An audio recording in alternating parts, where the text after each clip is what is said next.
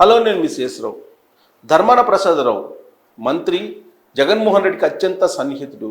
ఆయన ఇప్పుడు ఆందోళన చెందుతున్నారు. శ్రీకాకుళంలో కడప రౌడీలు వచ్చారు, వాళ్ళు భూ కబ్జాలు చేస్తున్నారు అనేటువంటి ఆందోళన వ్యక్తం చేస్తూ ఒక బూతు పదాన్ని ఉపయోగిస్తూ ఆ సుబ్బారెడ్డి ఎవడు అని అంటూ ఆయన మీద లీడర్ ఎవడు, ఆయన మీద లీడర్ ఒకడున్నాడని చెప్పి చెప్తూ బహిరంగ సభలోనే శ్రీకాకుళంలో కడప రౌడీలు ఎంటర్ అయ్యారు అనేటువంటి విషయాన్ని చెప్తూ ఆందోళన వ్యక్తం చేశారు.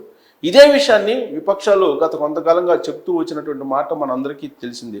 తాజాగా చంద్రబాబు నాయుడు కూడా రాబోయేటువంటి ఎన్నికల్లో రౌడీలని, దొంగ ఓట్లని, వీటిని బేసేసుకొని, డబ్బుని బేసేసుకొని జగన్మోహన్ రెడ్డి మరొక ఛాన్స్ కొట్టేటువంటి ప్రయత్నం చేస్తున్నారు. తస్మాత్ జాగ్రత్త అంటూ ఆంధ్రప్రదేశ్ ప్రజలకు జాగ్రత్తలు కూడా చెప్పారు. అయితే ఇప్పుడు ధర్మాన ప్రసాదే నేరుగా జగన్మోహన్ రెడ్డి పరిపాలన, లేదంటే జగన్మోహన్ రెడ్డి వాళ్ళకు కడపకు సంబంధించినటువంటి రౌడీలు ఎక్కడెక్కడ ఎంటర్ అయ్యారు అనేది ఆయన చెప్పడం అనేది ఇప్పుడు సంచలనంగా మారింది.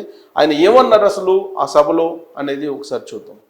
కడప నుంచి ఎవడో వచ్చి చెప్పాడు, నేను అది సుబ్బారెడ్డిను, ఈ భూమి దొబ్బేస్తాము, మాకు వచ్చేస్తాడు, నీవు ఎవరిని ఇక్కడ రమ్మన్నాడు, శ్రీకాకుళం పెట్టి నీ అబ్బగారు సొమ్ము అనుకున్నావు, సొంత బొమ్మని చెప్పాను.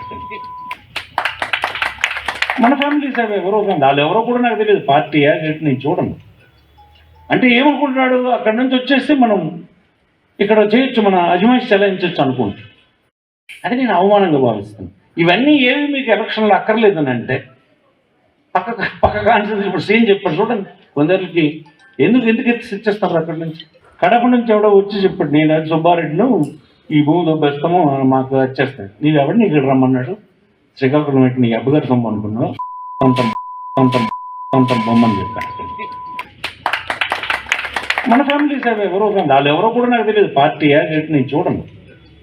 అంటే ఏమనుకుంటున్నాడు, అక్కడి నుంచి వచ్చేస్తే మనం ఇక్కడ చేయొచ్చు, మన అజమాయిషి చెలాయించవచ్చు అనుకుంటు. అది నేను అవమానంగా భావిస్తాను. ఇవన్నీ ఏవి మీకు ఎలక్షన్లో అక్కర్లేదని అంటే పక్క కాన్సెన్స్ ఇప్పుడు సీన్ చెప్పాడు చూడండి, కొందరికి ఎందుకు ఇచ్చేస్తారు అక్కడి నుంచి. సో ధర్మాన ప్రసాదరావు ఆందోళన అనేది మనం చూసాం. సీనియర్ పొలిటీషియన్ వైఎస్ రాజశేఖర రెడ్డితో కూడా ఆయన క్యాబినెట్లో కూడా పనిచేశారు ధర్మాన ప్రసాద్. ఇప్పుడు జగన్మోహన్ రెడ్డి క్యాబినెట్లో ఉన్నారు. కడప రెడ్లకు శ్రీకాకుళంలో ఏం పని అని చెప్పి ఆయన ప్రశ్నిస్తూ ఉన్నారు. 5 ఏళ్ల పాటు అనేక రకాలుగా జగన్మోహన్ రెడ్డికి మద్దతు ఇచ్చినటువంటి ధర్మాన ప్రసాదరావుకి ఇప్పుడు నిజం తెలిసి వచ్చింది. అందుకే ఉత్తరాంధ్ర ప్రజలు కడపలో ఉండేటువంటి రెడ్లు శ్రీకాకుళంలోకి వస్తే తట్టుకోలేరు అనేది ఆయన చెప్తూ ఉన్నారు. ఇప్పటికే విశాఖపట్నంలో భూ కబ్జాలు భారీగా జరిగాయి అనేది విపక్షాలు ఆధారాలతో సహా అనేక సందర్భాల్లో చెప్పారు. అంతేకాదు రాజధాని విశాఖ రావడం ఏమాత్రం అక్కడ ఉండేటువంటి మెజారిటీ ప్రజలకు ఇష్టం లేదు. దానికి కారణం కడప రెడ్లు వచ్చి విశాఖను ఆక్యుపై చేస్తారు అనేటువంటి ఒక ఆందోళన మొదటి నుంచి అక్కడ వినిపిస్తుంది. దానికి ఉదాహరణ 2014 ఎన్నికల్లో విజయమ్మ ఎంపీగా పోటీ చేశారు వైఎస్ఆర్ కాంగ్రెస్ పార్టీ తరఫు నుంచి. అక్కడి నుంచి ఆమెను ఓడించడం జరిగింది. దానికి కారణం, ఒకవేళ విజయమ్మ కనుక అక్కడ గెలిస్తే కడప రెడ్లు వైజాగ్ను ఆక్యుపై చేస్తారు అనేటువంటి ఒక భయాందోళన విశాఖ వాసుల్లో కనిపించింది. ఇప్పుడు శ్రీకాకుళంలో ధర్మాన ప్రసాదరావు మాటలను బట్టి శ్రీకాకుళంలో కడప రెడ్లు, కడపకు సంబంధించినటువంటి రౌడీలు ఎంటర్ అయ్యారు. వాళ్ళకి శ్రీకాకుళంలో ఏం పని అనేది ఆయన ప్రశ్నిస్తూ ఉన్నారంటే రాష్ట్రంలో రాబోయేటువంటి రోజుల్లో ఎలాంటి పరిస్థితులు నెలకొంటాయని చెప్పి చెప్పడానికి ఆయన వ్యాఖ్యలను ఒక ఉదాహరణగా కూడా చెప్పుకోవచ్చు. జగన్మోహన్ రెడ్డి 2019లో ముఖ్యమంత్రి అయిన తర్వాత నుంచి జరిగినటువంటి పరిణామాలను తీసుకుంటే దాదాపుగా రాష్ట్ర వ్యాప్తంగా కూడా వైఎస్ఆర్ కాంగ్రెస్ పార్టీకి సంబంధించినటువంటి కొంతమంది రెడ్డి సామాజిక వర్గానికి సంబంధించినటువంటి వాళ్ళు పెత్తనం చెలాయిస్తూ ఉన్నారు అనేది సర్వత్రా వినిపిస్తున్నటువంటి ఆరోపణ. అంతేకాదు ల్యాండ్ గ్రాబింగ్, ప్రత్యేకించి భూ కబ్జాలకు పాల్పడుతున్నటువంటి వాళ్ళ సంఖ్య ఎక్కువగా ఉంది.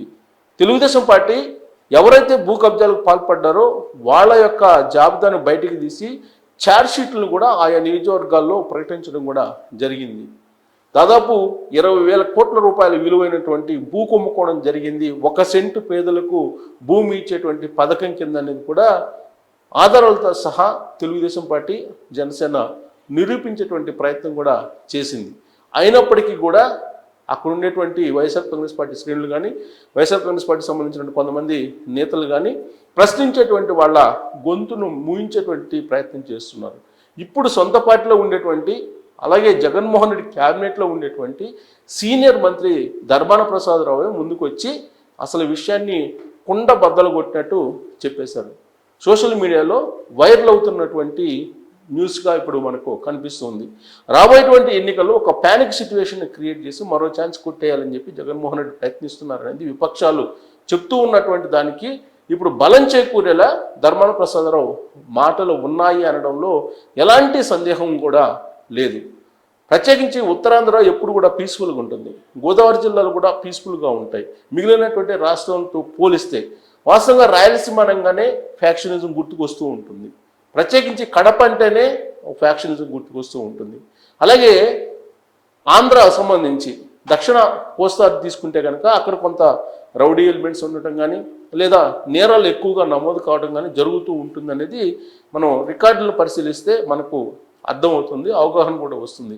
అదే ఉభయ గోదావరి జిల్లాలు కానీ లేదా ఉత్తరాంధ్రలో ఉండేటువంటి శ్రీకాకుళం కానీ విజయనగరం కానీ లేదా విశాఖపట్నం కానీ తీసుకుంటే పీస్ఫుల్ ఏరియాలుగా చెప్పుకుంటూ ఉంటారు. ప్రత్యేకమైనటువంటి సంస్కృతి సాంప్రదాయాలు అక్కడ నడవడిక కానీ ఇవంతా కూడా డిఫరెంట్గా ఉంటాయి మిగతా ఆంధ్రప్రదేశ్తో పోల్చుకుంటే.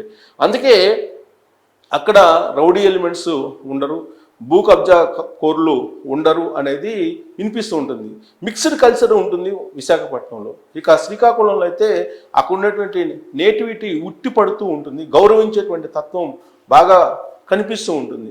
విజయనగరంలో రాజుల కాలం నాటి విజయనగరంలో అదే సంస్కృతి వస్తుంది, గౌరవించడం గౌరవింపబడడం ఇవన్నీ కూడా వస్తున్నాయి. ఈ సంస్కృతికి భిన్నమైనటువంటి పరిస్థితులు ఇప్పుడు ఉత్తరాంధ్రలో ప్రత్యేకించి శ్రీకాకుళంలో విశాఖపట్నంలో విజయనగరంలో కూడా నెలకొంది. ఇదే అక్కడ ఉన్నటువంటి ప్రజల్ని ఆందోళన కలిగించేటువంటి అంశంగా ప్రస్తుతం ఉంది. రాబోయేటువంటి రోజుల్లో ఎలక్షన్స్ వస్తున్నాయి కాబట్టి ఇప్పటికే నియోజకవర్గాల వారీగా కొంతమందిని డిప్లాయ్ చేశారు అసాంఘిక శక్తుల్ని అనేది కూడా వాళ్ళల్లో వినిపిస్తున్నటువంటి ఆందోళన కూడా. అందుకే లేటెస్ట్గా జగన్మోహన్ రెడ్డి ఒక రివ్యూ మీటింగ్ పెట్టి కీలకమైనటువంటి సమావేశాన్ని పెట్టి ప్రతి పోలింగ్ బూత్కి 15 మందిని అపాయింట్ చేయాలి, కీలకమైనటువంటి వాళ్ళని, అంటే ప్రత్యర్థుల్ని భయపిచ్చేలా చేసే వాళ్ళని మెరికల్ లాంటి యువకులను ఎంపిక చేయాలనేది ప్రొడక్షన్గా సంకేతాలు ఇచ్చారనేది కూడా ఇప్పుడు తాడేపల్లి వర్గాల నుంచి వినిపిస్తున్నటువంటి మాట. ఆ విషయాన్నే ఇప్పుడు వైఎస్ఆర్ కాంగ్రెస్ పార్టీ వర్గాలు కూడా బయటికి చెప్తూ ఉన్నాయి. సో కాబట్టి ఉత్తరాంధ్ర పీస్ఫుల్గా ఉండేటువంటి ఉత్తరాంధ్రలో ఎలాంటి పరిస్థితి ఉంది అని చెప్పడానికి ధర్మాన ప్రసాదరావు వ్యాఖ్యలు ప్రత్యక్ష ఉదాహరణగా కనిపిస్తూ ఉన్నాయి. సో అక్కడ ఉండేటువంటి మొత్తం సామాజిక వాతావరణాన్ని అక్కడ ఉండేటువంటి భౌగోళికపరమైనటువంటి ప్రశాంతతను మొత్తాన్ని కూడా దెబ్బతీస్తున్నారు అనేది ఇప్పుడు వైఎస్ఆర్ కాంగ్రెస్ పార్టీ మీద ప్రధానమైనటువంటి ఆరోపణ ఇప్పుడు ధర్మాన ప్రసాదరావే చేస్తూ ఉన్నారు. ఋషికొండ సంబంధించి ఆల్రెడీ అక్కడ సీఎం క్యాంప్ ఆఫీస్ నిర్మించారు. ఆ సీఎం క్యాంప్ ఆఫీస్ నిర్మించడానికి ఇష్టం లేనటువంటి వాళ్ళు ఇప్పటికే అక్కడ ఉన్నటువంటి సామాజికవేత్తలు కానీ పర్యావరణవేత్తలు కానీ కేసులు వేసి పోరాడుతూ ఉన్నటువంటి పరిస్థితి కూడా నెలకొంది. ఇలాంటి సందర్భంలో ధర్మాన ప్రసాదరావు చేసినటువంటి వ్యాఖ్యలు ఇప్పుడు దుమారం రేపుతూ ఉన్నాయి. సో ఉత్తరాంధ్రలో వైఎస్ఆర్ కాంగ్రెస్ పార్టీ అని అంటేనే భయపడుతున్నటువంటి ఆందోళన చెందుతున్నటువంటి పరిస్థితులు కనిపిస్తున్నాయి. అక్కడ ఉన్నటువంటి ఓటర్ల యొక్క మనోభావాన్ని ఇప్పుడు ధర్మాన ప్రసాదరావు వ్యక్తం చేశారు. కడపకు సంబంధించినటువంటి రెడ్లకు శ్రీకాకుళంలో ఏం పని, అసలు ఎందుకు భూ కబ్జాలు చేస్తున్నారు, ఇక్కడ ఏం పని, ఎవరు ఆ సుబ్బారెడ్డి అని చెప్పి ధర్మాన ప్రసాదరావు అడుగుతూ ఉన్నారు. ఆ సుబ్బారెడ్డికి ఇంకొక లీడర్ ఉన్నారు, ఆ లీడర్ మీద ఇంకొక లీడర్ ఉన్నారంటూ పరోక్షంగా తాడేపల్లిలో ఉండేటువంటి పరిస్థితిని పోసగుచ్చినట్టు ధర్మాన ప్రసాదరావు చెప్పడం అనేది ఇప్పుడు సోషల్ మీడియాలో వైరల్ అవుతున్నటువంటి ఒక పెద్ద సంచలన న్యూస్గా మారింది. ఇది వైఎస్ఆర్ కాంగ్రెస్ పార్టీ ఖచ్చితంగా ఇబ్బందికరమైనటువంటి పరిస్థితులు తెచ్చేలా కనిపిస్తుంది.